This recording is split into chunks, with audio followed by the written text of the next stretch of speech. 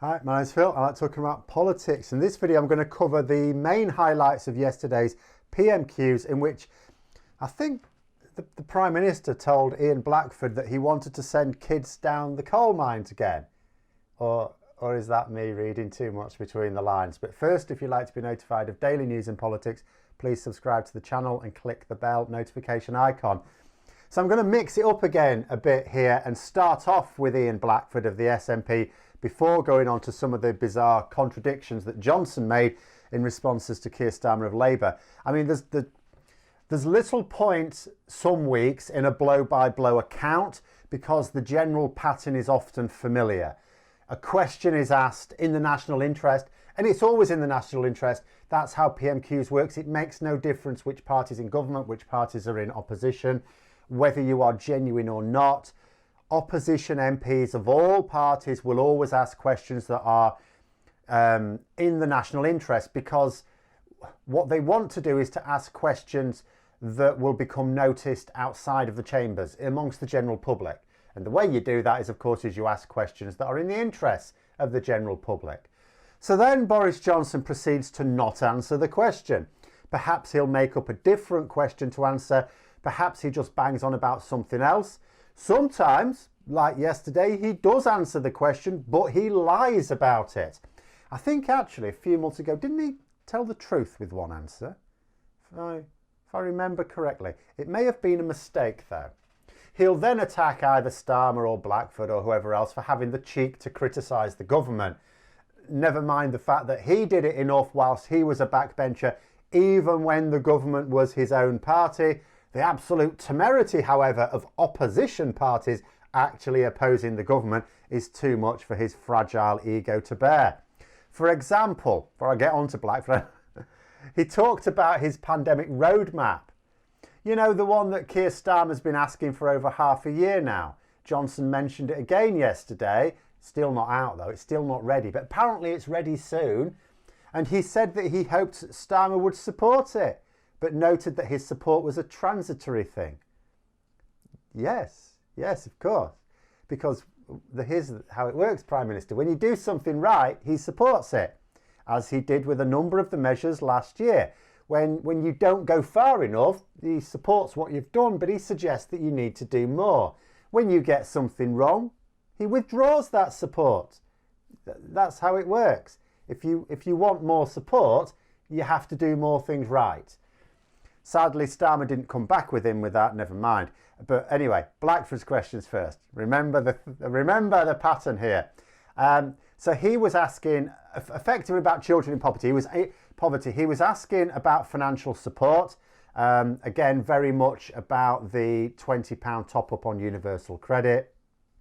And he wanted to know what the government, were going to do. But the emphasis very, very clearly in both of his questions was children in poverty, which has become much, much worse, particularly over the last year.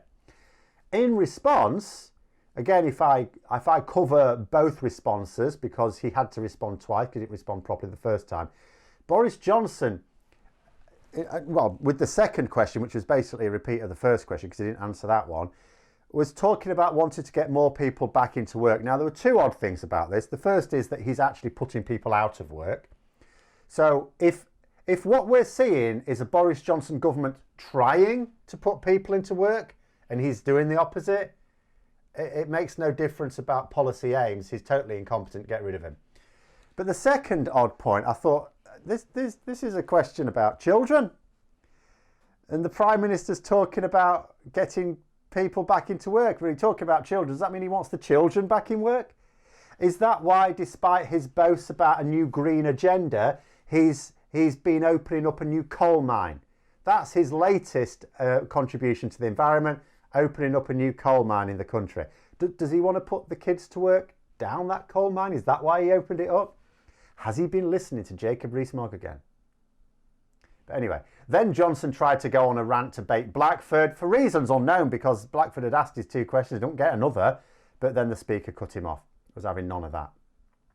But then let's go into some edited highlights from Starmer's questions as well. But first of all, what about this little gem from later in the proceedings? This wasn't in response to Starmer or Blackford.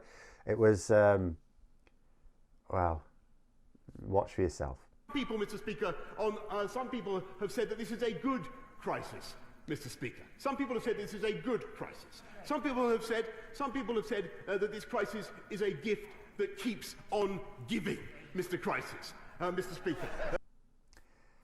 So, yes, our Prime Minister at his eloquent best there. Aren't you glad he's representing us on the world stage? If you're not actually in the UK, aren't you glad you're not? But as well as fruitless waffle, there were also contradictions. So earlier this week, Boris Johnson had yet again described our coronavirus border restrictions in Britain as amongst the toughest in the world. Not even close. Starmer pointed out that Oxford University is ranking this. Now, he does this a bit. Instead of just saying, you know, well, I don't think you're right, because then that's just political differences. He says, this respected institution says this. So Oxford University is ranking this, and they say there are at least 33 countries that have better border controls for the coronavirus pandemic than we do. Far from top tier, Starmer was saying, and he also pointed out that the Health Secretary and the Home Secretary, Priti Patel, were disagreeing with the Prime Minister on this one as well.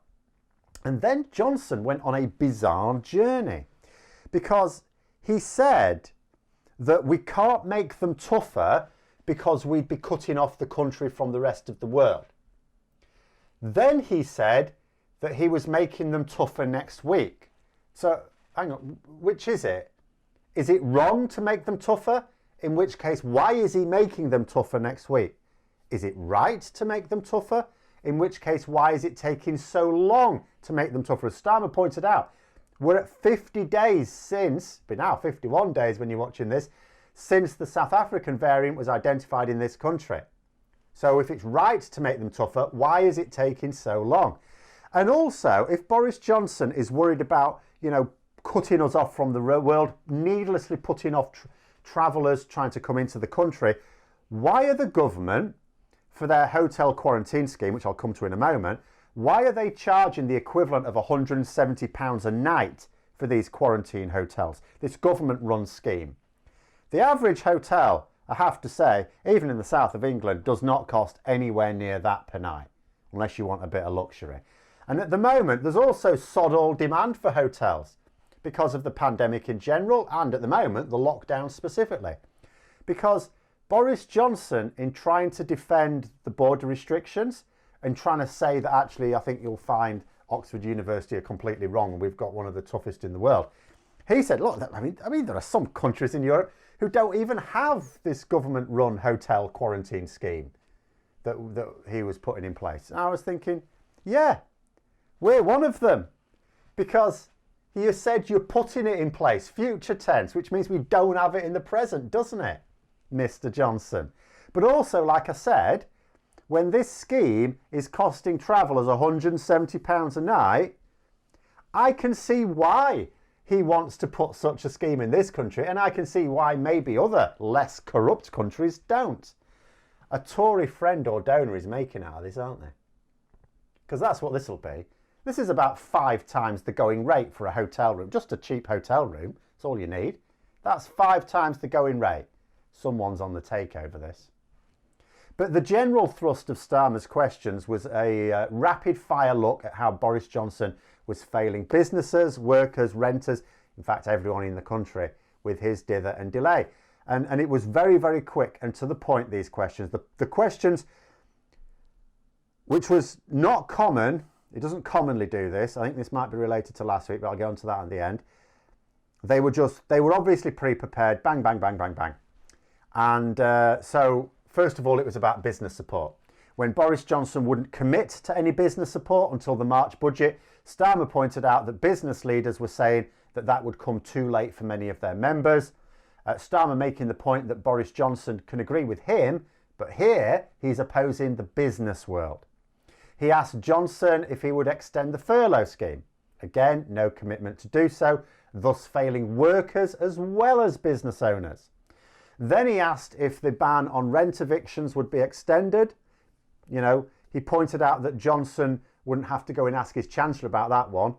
And again, no commitment to do so, thus failing renters. And, you know, specifically talking about renters who are not earning at the moment as much as they would have done without the coronavirus pandemic restrictions.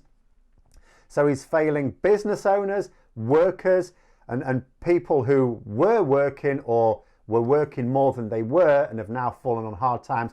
No fault of their own, because of the coronavirus pandemic that we have made a right arse of. And basically, who is there in the country that's not one of those three groups of people? So, back to business as usual after last week's shambles of a PMQs from Starmer. Once again, trapping Johnson into showing a complete lack of support for business owners, workers, renters, as well as ignoring the best advice on tackling the pandemic, including poking at the fact that there's divisions within his own cabinet, senior members of his own cabinet as well. And I did wonder one thing though. I'd wondered one thing.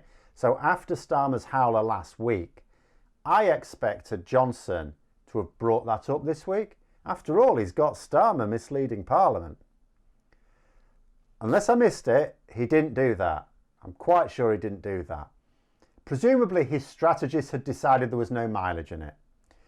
But why? Is it because Starmer has apologised, would do so again quite happily, and then invite Boris Johnson to correct his factual errors? Did they just not want it turned back on them? Can't really say.